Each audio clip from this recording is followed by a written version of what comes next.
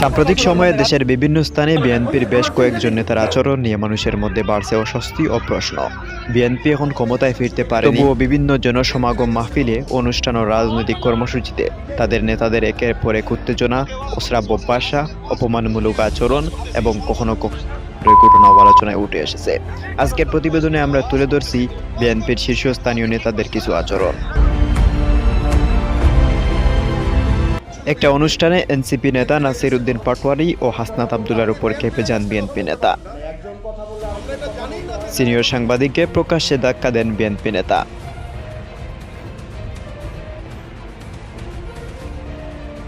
কবির বিন সামাদের মাহফিলে বিএনপি নেতার অশ্লীল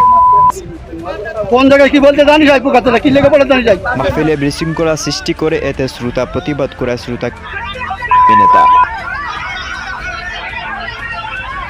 কলরব শিল্পী সাইদ আহমেদের মাহফিলেও বিএনপি নেতার বাধা। আমির হামজার মাহফিলে বিএনপি নেতার আচরণে বিশৃঙ্খলা। মুরব্বী একজন মানুষের জিজ্ঞাসা ভালো না লাগায় তাকে পরিচয় দিতে অস্বীকৃতি এবং দমক মির্জা ফখরুলের। মঞ্চে জয় বাংলা শুনে খেপে যান মির্জা ফখরুল ইসলাম আলমগীর।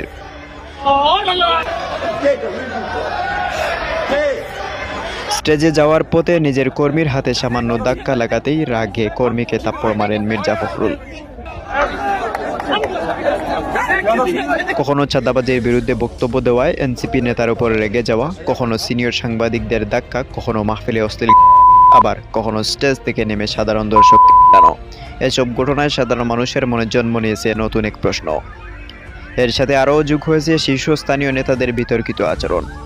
মুরব্বী মানুষের সাথে অশালীন আচরণ, জয় বাংলা শুনে কেঁপে যাওয়া, এমনকি স্টেজে ওঠার পথে সামান্য ধাক্কায় নিজের কর্মী।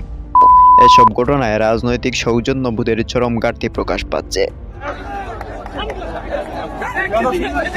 বিশ্লেষকদের মতে কোনো রাজনৈতিক দল যদি ক্ষমতার বাইরে থেকেও এত উত্তেজনা, আক্রমণাত্মক মনোভাব, ভিন্ন মত সহ্য করতে না পারার প্রবণতা দেখায়, তবে তারা রাষ্ট্র ক্ষমতায় গেলে গণতন্ত্র, মত প্রকাশের স্বাধীনতা ও সাধারণ মানুষের অধিকার আরও সংকুচিত হওয়ার আশঙ্কা থেকেই যায়।